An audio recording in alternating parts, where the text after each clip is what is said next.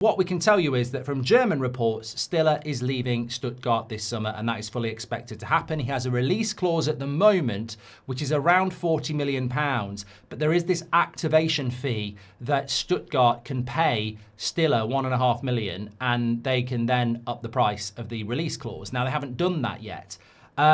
Manchester United are very interested in Stiller, but it's primarily coming from Nagelsmann, who has a thorough understanding of the Bundesliga and is a massive fan of Stiller. Wilcox prefers Baleba and doesn't feel like United need Stiller because they've got Mainu and Bruno. So there's a little bit of a clash there. That's okay. I mean, look, I've had my say about whether Wilcox and Barada should be picking the next Manchester United manager. But look, conflict and disagreement in the board on transfers is fine as long as the right decision is made. Obviously, we had a bit of conflict between Sesko and Watkins with Amorim and Vivell won. And, you know, I would have been quite happy with Watkins, but at the time I preferred Sesko. And ultimately, it was the right choice because Amorim's no longer here and Vivell is. So it is the right choice. So it's about conflict is fine. It's about making the right choices. What are the chances of Man United winning this race? Well, I think that Stuttgart have had a fantastic season, but they have a limitation. Stiller is approaching his mid-20s. I think he might be 25 now. So he needs to make that move. There is interest from Real Madrid. There is interest from Bayern Munich. But Manchester United have got a great chance. They will need Champions League football because the chances are that Stuttgart might have Champions League football come the end of the season. So he's unlikely to leave a club that's in the Champions League to go to a club that isn't.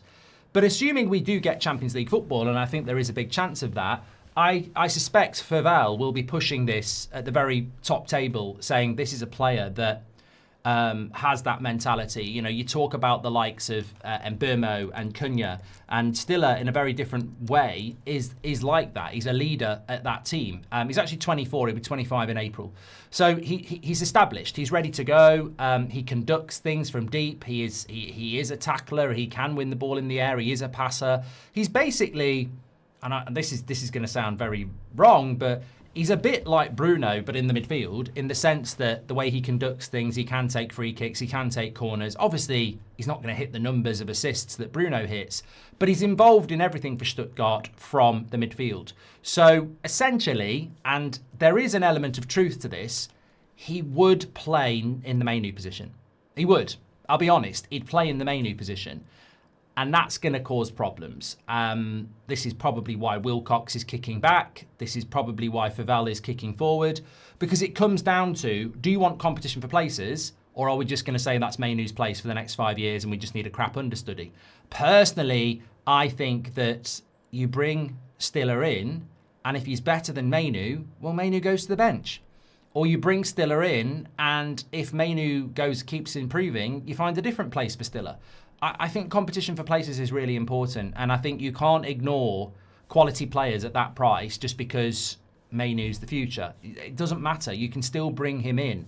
And I think this is probably, in fairness, what the reservation is. And also, Wilcox doesn't like to bring in players that aren't from the Premier League and under a certain age as well, as we've seen with his suggestions consistently with the likes of Liam Delap, etc. So it's going to be very interesting how it pans out. Very much still a player that Manchester United want in the sense of Vivell. Obviously, there's a bit of kickback there. We know who has the final say. But I think it's... I think I've said before time and time again that these are the sort of deals that you can be working on now.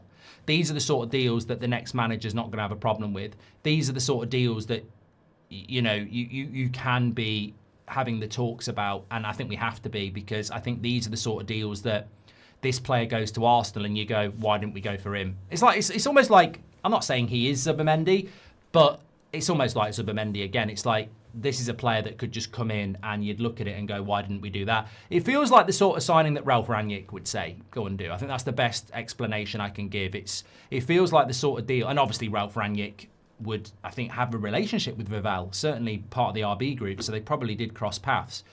But if Ralf Rangnick was here, I feel that he would be the player that Ralf Rangnick would be pushing at Manchester United, and that'll do it for me anyway. But I've seen a lot of Stiller this season doing the Bundesliga on That's Football, and I think it is a deal that Man United should be looking at. I really, really do. But But it's interesting because Wilcox, as we move from Stiller to, I've got 4 players to talk about this morning, and the race is on, obviously, with Stiller because there are other clubs looking at him. Arsenal tentatively, Real Madrid, Bayern Munich. So there's competition from very big clubs. And that's another thing before we move on as well. You might be like, I don't want Stiller, I want to stick with Mainu, or I don't want Stiller, I want Elliot Anderson. I mean, this is a player that Bayern Munich, Real Madrid and Arsenal are linked to.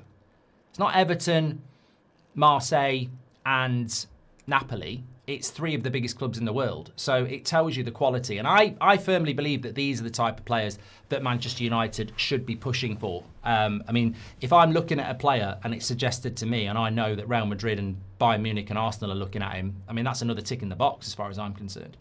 But a byproduct of that is Wilcox. Wilcox is dead ahead on Baleba. He wants Baleba. He's pushing for Baleba. That was his deal in the summer. He wants Baleba. He thinks Man United should go back in for Baleba, and he's pushing for that. So one of the midfield spots is highly likely to be Baleba if Wilcox gets his way. Now, I wouldn't listen to Wilcox. You've probably seen me say that multiple times, and it's not just an opinion, it's a fact. There's multiple bad decisions he's made. I mean, Wilcox was the man who was pushing for Liam Delap, nobody else.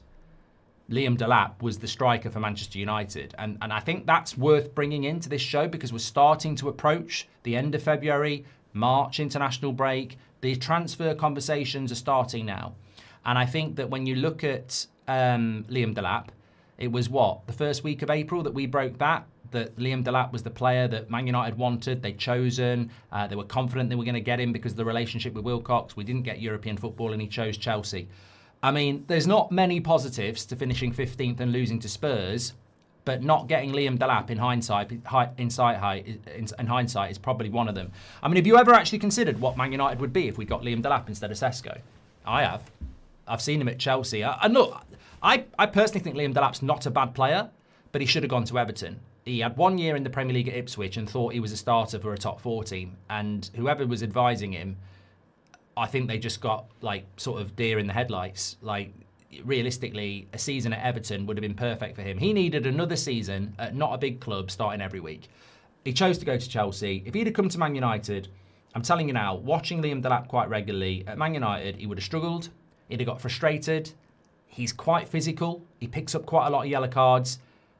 I think it would have been worse at United than it has been at Chelsea. So I think Jason Wilcox talent identification needs to be questioned there big time. And anyway, going back to Baleba, I wouldn't be surprised if we started to see a bit of a story about United being in competition for Baleba. I'm not aware of anybody going for Baleba, but I think it fits in nicely with Stiller. Before we move on to the attackers, Ndia and Diamonde, I think it fits in quite nicely with the midfield because United know they've got to buy at least 2. If one of them is Baleba, that takes the pressure off on the second one. They've got to buy 2 midfielders, right? If they don't have a dead cert, that's 2 midfielders they've got to get in a competitive market. So Baleba provides them with 50% of the midfielders they've got to sign, and it's an open goal. I would not be surprised over the next coming weeks if there was a story that came out about a couple of big clubs wanting Baleba just to benefit Man United's chase, because the way some people in our fan base work is they'll fall for anything. So if a story comes out that Bayern Munich want Baleba, or I don't know, trying to think of a Premier League club, Chelsea want Baleba, it just benefits Man United when he signs for us because it's an open goal signing.